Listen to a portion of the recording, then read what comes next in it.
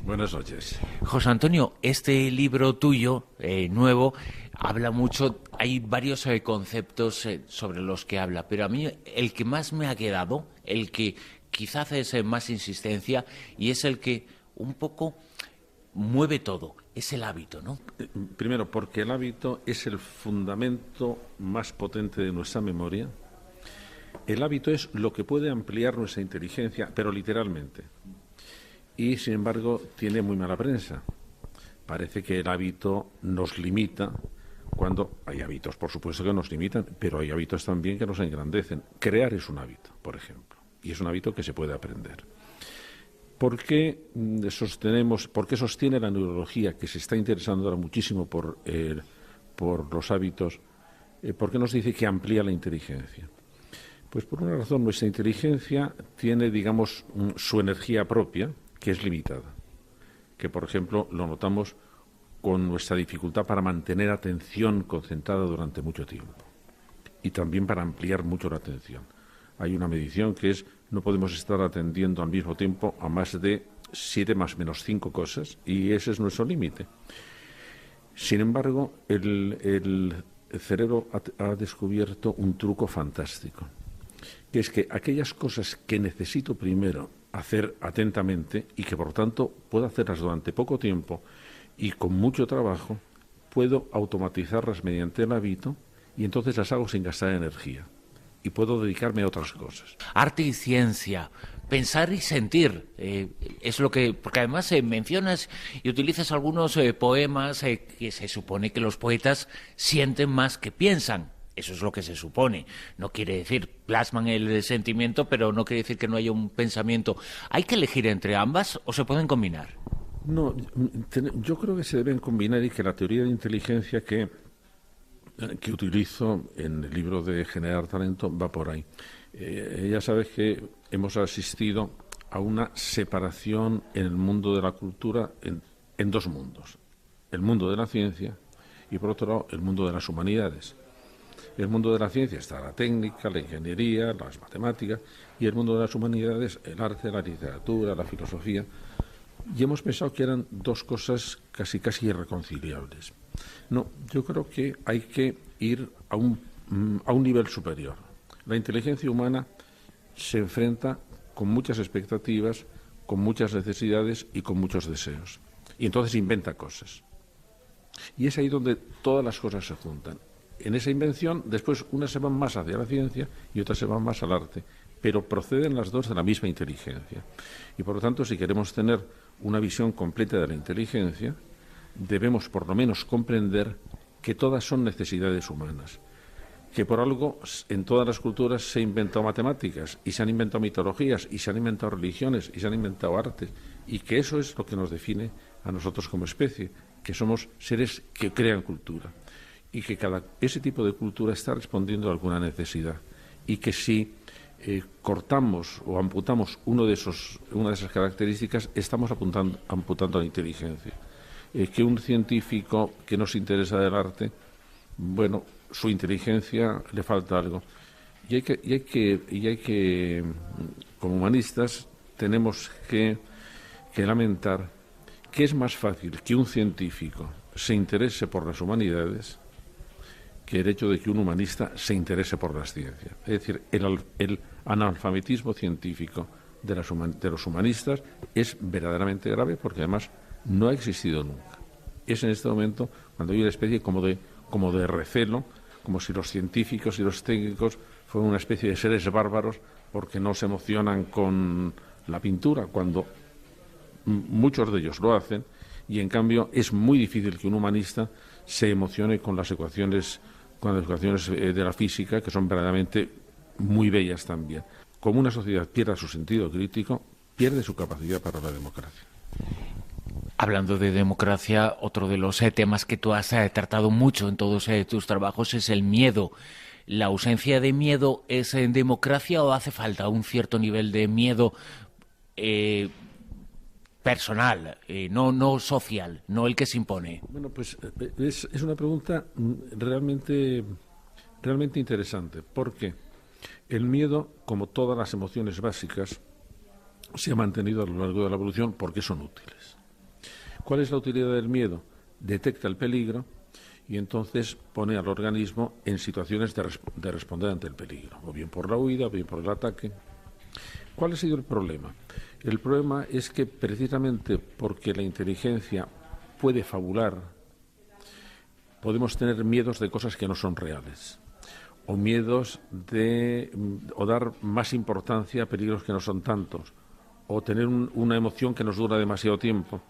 Es decir, que las emociones se desajustan, empiezan a ser disfuncionales.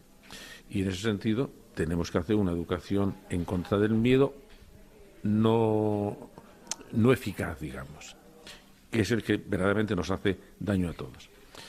Pero luego hay un asunto importante en el mundo de la política. El poder, que es una de las constantes del ser humano, el poder tiene cuatro herramientas para imponerse. Tiene poder el que es capaz de dar premios, tiene poder el que es capaz de infligir castigos y por tanto de meter miedo, tiene poder quien puede cambiar los sentimientos de una colectividad y tiene poder quien puede cambiar las creencias de una colectividad. En ese sentido decimos que la prensa puede ser el cuarto o el quinto poder. Entonces, de todos los procedimientos para ejercer el poder, el que es más fácil es el miedo. El miedo tiene unos mecanismos muy elementales que se pueden poner, ya lo decía Maquiavelo, sería estupendo, los príncipes tienen que mover a su pueblo o por el amor o por el miedo. Sería estupendo que pudieran hacerlo por el amor, pero sin embargo es mucho más fácil hacerlo por el miedo. Y el miedo, con mucha facilidad, todos los políticos lo ejercen o lo utilizan. Y la democracia fue precisamente una forma de luchar contra el miedo al poder. Precisamente porque cambiaba la titularidad del poder y hacía que el poder estuviera en todos. Y por lo tanto, al estar distribuido entre todos los ciudadanos, se podía decir que la capacidad amedrentadora del poder desaparecía. Pero siempre hay tentaciones de meter miedo, y cuando unos gobernantes quieren meter demasiado miedo al pueblo, entonces hay que pensar que están haciendo un mal uso de la democracia. Porque cuando la ciudadanía tiene miedo, empieza a prescindir de ciertos derechos que son consustanciales a la democracia.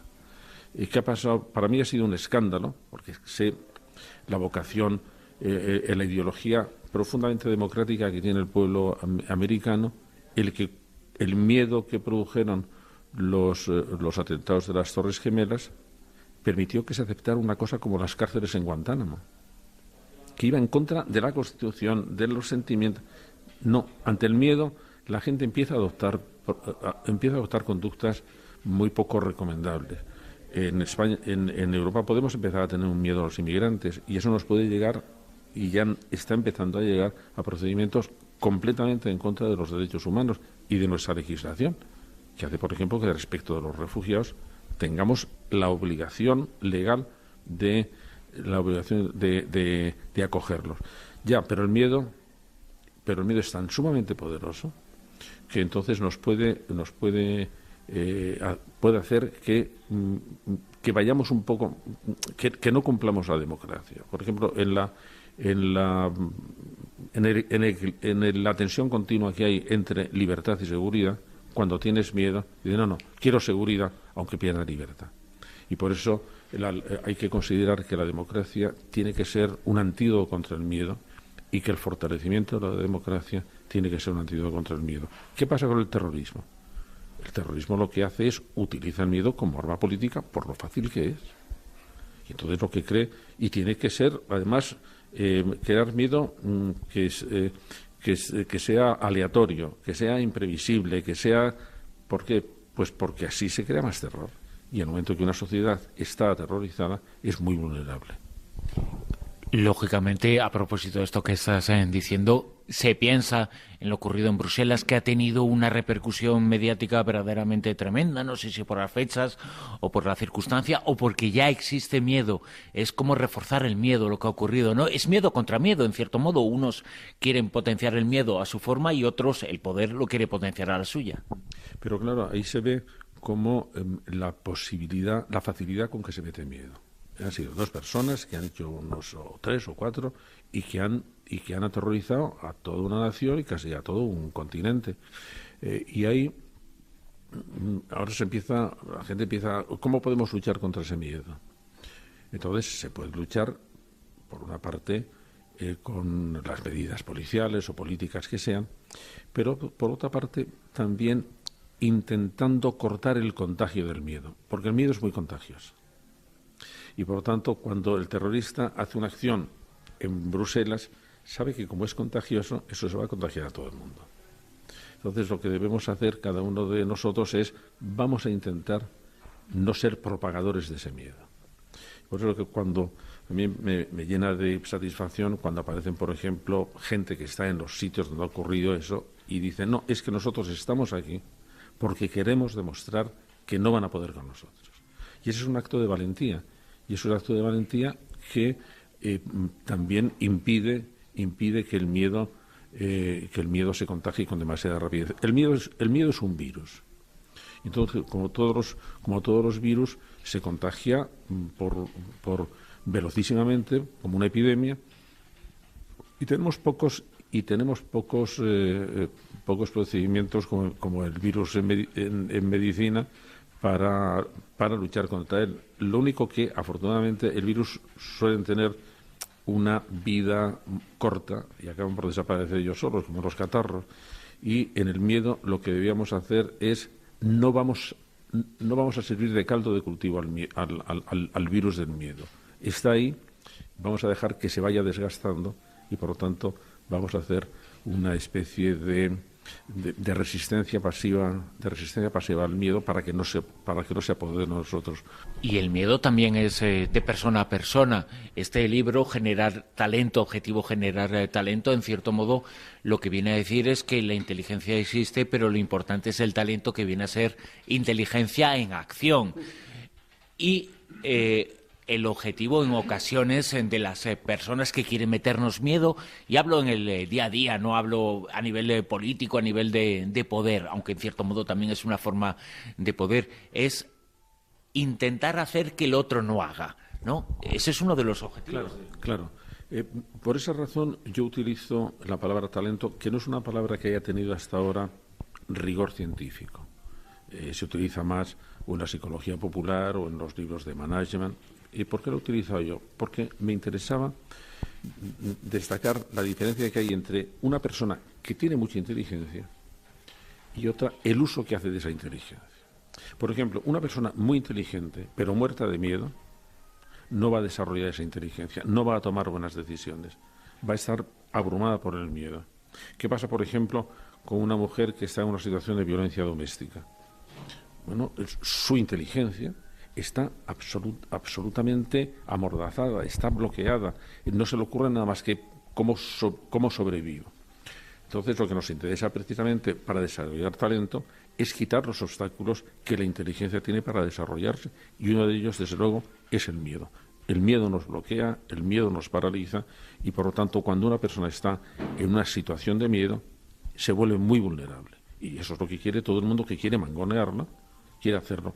¿Qué hace, por ejemplo, un maltratador que quiere dominar a su víctima? La obliga a que corte la relación con todo su alrededor, la aísla. El miedo, cuando una persona se siente aislada por el miedo, está a merced del miedo. Y por eso lo que tenemos que hacer es, al contrario, una persona que tiene miedo tiene que hablar mucho de él, tiene que contárselo a mucha gente, tiene que tener muchas conexiones emocionales, porque eso es lo que le va a permitir enfrentarse con el miedo. En soledad, el miedo puede con nosotros. Cuando sentimos la comunidad alrededor nuestro, también la comunidad democrática, entonces nos sentimos también amparados por esa colaboración en contra del miedo, y por eso no debemos permitir nunca que el miedo nos aísle, sino que el miedo nos haga confraternizar de alguna forma, porque ahí encontramos una enorme energía. Quizá por eso haces tanta insistencia en este libro y en otros, es una de las bases de tu trabajo, en la educación. Hay que educar en todo, no solamente hay que educar en dónde están las capitales, sino también hay que educar en cómo comportarse, cómo generar ese talento, cómo activar la inteligencia, cómo evitar el miedo. Claro, porque es que ahí toda mi obra en este sentido sí se basa mucho en la neurología, porque la neurología es una ciencia optimista. Cada descubrimiento que hace lo que nos dice es que tenemos más oportunidades y más posibilidades de las que creíamos. Y en efecto, una de las que tenemos es que el talento no está al principio, el talento está al final de la educación y que por lo tanto la educación es generadora del talento. Y yo contaba a mis alumnos pequeñitos una historia que les decía, bueno, la inteligencia se parece al juego del póker. Oye, ¿por qué? Porque tanto en la vida como en el juego se nos reparten unas cartas que no podemos elegir. En la vida son las cartas genéticas, la situación social de la familia, la situación del país. En ambos casos hay cartas buenas y cartas malas. Y en ambos casos también es mejor tener cartas buenas que cartas malas. Pero ahora viene la pregunta interesante. ¿Gana siempre quien tiene las mejores cartas? No, gana quien juega mejor. Bueno, eso es la educación. Mirad, nosotros vamos a educaros, vamos a enseñaros a que juguéis de la mejor manera posible con las cartas que tenéis. Pero fíjate que esa historia ahora ha tenido que cambiar el final gracias a que una ciencia que era pesimista ahora se ha vuelto optimista, que es la genética. La genética era pesimista en el sentido de decir, bueno, los dados están echados, pues si has tenido mala suerte, aguántate. Pero el siglo XXI está potenciando mucho la segunda parte, que es lo que se llama la epigenética, que lo que dice es, sí, cada uno de nosotros ha nacido ya con sus dados, es decir, con su genoma. Pero no todos los genes se han activado. Se activan unos sí y otros no. Y se activan dependiendo del entorno. Y dentro del entorno está la educación. De manera que si yo cambio la educación, se activan genes distintos. Con lo cual, la historia de mis alumnos y del póker termina de otra manera. Nosotros vamos a enseñaros a que juguéis bien con las cartas que tenéis. Pero si jugáis lo suficientemente bien, vais a cambiar las cartas que habéis recibido. Dice, pero bueno, eso es imposible. No, el cerebro que hace maravillas no es imposible. Efectivamente, cada vez que aprendemos cosas, estamos activando genes distintos. Y no solamente con profesores, con gente que nos ayude a exprimir ese talento, la inteligencia, a ponerla en práctica, sino también con uno mismo. Hablas en el libro del profesor que todos llevamos dentro y tenemos que aprender también de nosotros mismos, quienes somos, también que nos tenemos que enseñar algunas cosas. Claro, y sobre todo en la generación de talento yo creo que hay dos grandes etapas. Una que es en la infancia, donde forzosamente el entrenador está fuera. Son los padres, son los docentes, pero lo que yo creo que hay que decir a los adolescentes, y es a los que yo me he dedicado mucho tiempo a la enseñanza, hay que decirlos que esa época se acabó, que ahora son ellos los que tienen que convertirse en protagonistas de su propio aprendizaje. Y a mí me gusta decirles, porque además es verdad, una de las cosas más sorprendentes que ha descubierto la neurología en los últimos 15 años es que nosotros estábamos trabajando con la idea de que había una época de oro del aprendizaje que era la primera infancia. Los niños son como esponjas. Bueno, pues ahora nos ha dicho la neurología que hay una segunda edad de oro del aprendizaje, que es de 13 a 18 años, en que el cerebro cambia, pero incluso anatómicamente. Le prepara para otro tipo de aprendizaje y se vuelve otra vez a comportar como si fuera una esponja. Y eso es lo que hay que decir al adolescente, es decir, mirad, en este momento habéis aprendido a conducir vuestro cerebro infantil, que era un ciclomotor, oye, pero ahora os encontráis de repente al volante de un Ferrari que tenéis que aprender a conducirlo. Y es estupendo tener la potencia de un Ferrari que lo tiene vuestro cerebro, pero si no lo conducís bien, en el momento que arranquéis os vais a pegar un topetazo. Y muchas de las cosas alteradas que achacábamos a los adolescentes, hemos atribuido la culpabilidad a las hormonas que se han llevado a las pobres la culpa de todo. No, una parte importante es que se encuentran con un cerebro que funciona de otra manera y que tenemos que enseñarles a que saquen su carnet de conducir. Y eso, por lo menos a mis alumnos, les suena muy bien, porque el decirle, oye, tú verás lo que haces, ¿quieres sacarte de tu carnet de conducir o quieres no saber conducir tu cerebro? Vas jugando en la tendencia que ellos tienen, que quieren hacerse cargo de su vida, que quieren independizarse, que quieren autonomía. Claro, si eso también es lo que quiera ella. Así que yo soy tu entrenador, pero en último término, quien lo tienes que hacer es esto. Y tienes que coger también los mandos de tu aprendizaje. Funciona estupendamente entonces, porque ya no son, tengo que aprender esto que me están diciendo desde fuera, sino estoy diseñando mi cerebro. Y eso les suena fantásticamente.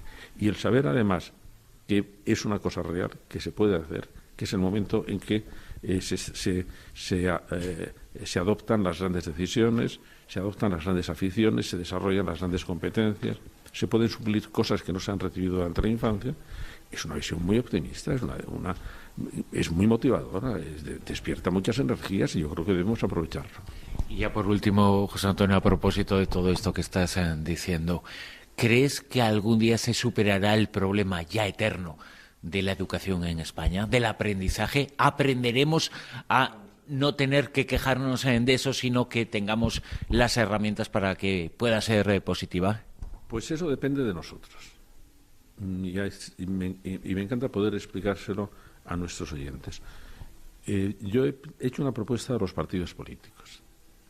Es lo que llamo objetivo 5-5-5, que es, nosotros en España podemos tener un sistema educativo de alto rendimiento, es decir, a la altura de Finlandia, en 5 años, dedicando el 5% del PIB como presupuesto de educación, que ya lo hemos tenido y, por lo tanto, entra de nuestras posibilidades, y desarrollando 5 objetivos que sabemos cuáles son. Rebajar el abandono escolar al 10%, que es lo que nos pide la OCDE, subir 35 puntos en la clasificación PISA, hacer que tengamos una tasa de alumnos excelentes mayor que la que tenemos ahora, porque tenemos muy pocos, ocuparnos de los niños y adolescentes con necesidades especiales e introducir los nuevos modelos pedagógicos que están funcionando en otros países. Eso lo podemos tener en 5 años. ¿Lo vamos a tener? Pues me temo que no. Me temo que dentro de 5 años estaremos como ahora, mareando la perdiz y diciendo, hombre, qué bien estaría hacer un pacto educativo. No, hay que decirle a la ciudadanía que es urgente tomar esta decisión, que podemos hacerlo y que además podemos empezar a cambiar la escuela sin hacer nada. Con la decisión de tomarlo, ahora, en el curso que viene, se pueden empezar a tomar medidas, antes de cambiar la ley, antes de cambiar la LOMCE, medidas que empiecen una dinámica para conseguir estos objetivos. De manera que ojalá mucha gente se una a esta conspiración del 5-5-5 y los políticos se pongan las pilas, porque sabemos cómo hacerlo y podemos hacerlo. Ojalá sea así. Como siempre, es un placer no solo leerte con este último libro, Objetivo Generar Talento, sino conversar contigo, José Antonio Marina. Muchísimas gracias por enseñarnos. Encantado de charlar contigo y con nuestros oyentes.